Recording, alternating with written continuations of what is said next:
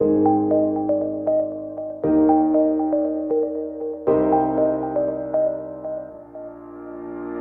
on est ici tout simplement dans le cadre de la lutte contre les lenteurs administratives dans le système éducatif. Parce que véritablement, les lenteurs administratives constituent un frein dans la carrière des enseignants, particulièrement pour les maîtres contractuels. Figurez-vous que l'enseignant maître contractuel, affecté à son lieu de service, doit quelquefois attendre plusieurs années avant d'être vu à une commission CAP. Après cette étape fastidieuse en ce sens que ces années même d'attente peuvent attendre 3 à 4 ans, voire 5 ans même dans certaines IF. Après donc avoir passé son examen professionnel, il devra attendre la sortie de l'arrêté d'admission qui consacre tout simplement son admission définitive à cet examen professionnel. Ces arrêtés peuvent rester deux ans sans sortir. Après qu'il ait son arrêté, il va déposer pour être intégré à la fonction publique. Comme ces jeunes-là que vous voyez, qui depuis le mois de mars pour certains ont déposé leur dossier d'intégration à la fonction publique, d'aucuns jusque-là n'ont pas de numéro projet. D'autres ont eu des rejets qui depuis avril ne sont pas corrigés. Ça veut dire tout simplement que ces lenteurs administratives étranglent la carrière de ses collègues et les empêchent véritablement d'émerger au même titre que les autres agents de l'État. Donc, notre appel aux autorités, c'est de faire en sorte que cette carrière-là soit diligentée. Diligentée dans un monde numérisé où la digitalisation est faite dans plusieurs secteurs, notamment au niveau de la douane, avec des résultats remarquables.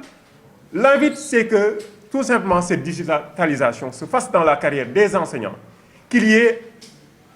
des plateformes numériques de gestion des arrêtés, qu'il y ait des plateformes numériques de gestion, tout simplement, des actes au niveau de la fonction publique, pour que l'enseignant ne soit plus là à attendre 4 ans, 5 ans sans avoir la couleur de son acte. On est dans un monde numérisé, digitalisé, qui permet en temps réel de gérer l'économie sénégalaise. À ce même titre,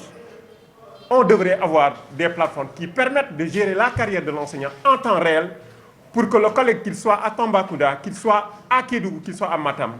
en un clic, qu'il puisse entrer dans la plateforme et savoir où se trouve son dossier. S'il y a un rejet, qu'il puisse le corriger.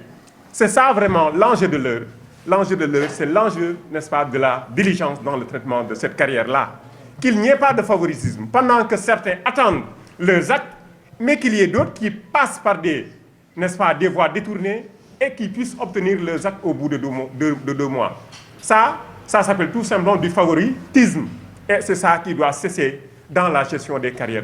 de l'enseignant. Donc l'invite faite au ministre de la fonction publique, c'est une meilleure gestion de la carrière des enseignants avec des délais raisonnables pour l'obtention des actes des enseignants, car il est inconcevable au XXIe siècle, avec la numérisation, qu'on puisse attendre plus de 4 mois pour avoir son arrêté. jàngalekat yi ñëw tey ci synthèse force du changement ngir taatan fa seen tawat waaye également jox synthèse force du changement mémorandum bu nga xam ne dañ ci tënk li nga xam ne mooy seen tawat ci seen wàllu carrière ci avancement yi ak ci yu bëri ñu leen di xamal ne synthèse force du changement mi ngi rafetlu seen taxawaay mi ngi rafetlu également confiance bi ngeen am ci confédération bi ba jàpp ne war nañ leen mën a gunge ci seen bëre war ngeen mën a ànd ak ñoom ci liggéey bi ngeen di liggéey ngir àq ak yelleefu jàngalekat yi ci loolu ñu ngi koy rafetlu di leen ci gërëm mais également di leen jox engagement synthèse force du changement que mémorandum bi bu soobee yàlla dinañu ko porter fañ ko war a porter dinañ ko boole aussi ci préoccupation yu confédération bi dinañ ci ànd ak yéen ba lii nga xam ne mooy seen itte te seen jëmmi bopp taxul waaye jàngalekatu Sénégal yépp la particulièrement ndaw yi nga xam ne dañoo tànn enseignement di ci soog a dugg muy régularisation yu bëri ci seen wàllu carrière ak yu demee noonu donc ak yooyu nga xam ne war nañ ko mën a jël ci façon bu yomb te mu jafe lool ci yéen moo wax ne dinañ ci ànd ak yéen pour que lépp lu ci war en tout cas dinañ ci taxaw ni mu waree ñu ngi leen di sant encore une fois di leen gërëm di leen encourager également ci seen taxawaay bu rafet bi ngeen taxaw ci secteur éducation. li nga xam ne moo ñu fi tax a teew mooy méttit lu naqarlu ni nga xam ne noonu la ñuy gérer carrière enseignant actuellement particulièrement les maîtres contractuels MC xale yi nga xam ne ñi ngi jàll concours bu jafe bi gën a jafe laay wax ci concours Sénégal yi parce que actuellement au CREM il y a plus de 30 000 candidats yi nga xam ne ñoo ciy candidaté au finish on ne retient que ay 2000 2500 donc ce qui veut dire que xale yi nga xam ne ñoo admis CREM mais xale yu am niveau lañu ils ont le niveau kon ñooñu tey jii suñ demee jàngale ji bëgg a xaar 2 ans 3 ans pour ñu seet leen commission CAP suñu leen seetee commission CAP ñu bëgg a xaarati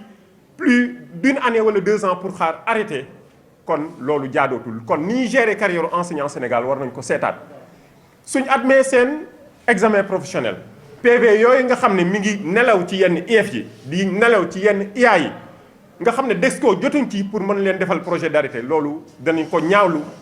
IEF yu mel ni IEFu Tamba IEF yu mel ni IEFu Fatick IEF yu mel ni IEFu Kolda Bunkiling bokk nañ ci IEF yi nga xam ne ñu ngi tarder carrière enseignant parce que diligence ñi ne ci bureau yi lan moo leen fa tax a toog def diligence pour carrière enseignant ni ñuy naqarloo loolu mais noonu la ñuy rafetloo IEF yi nga xam ne ñu ngi góorgóorlu pour carrière enseignant yi IEF bu mel ni IEFu Mbacké bu mel ni Linguère bu mel ni Foundiougne ñu ngi góorgóorlu kon ñi ngi dans un monde numérisé xarala yi maye na ñu baral li ñuy liggéey kon fonction publique du yoon xale yi déposé seeni dossier depuis mars te mënuñoo am numéro projet pour certains te mënuñoo am acte jusque là soo gisee ne am na ñeneen ñu fa am connaissance ñoo xam ne ñi ngi jot seeni acte en 2 mois kon injustice mi ngi am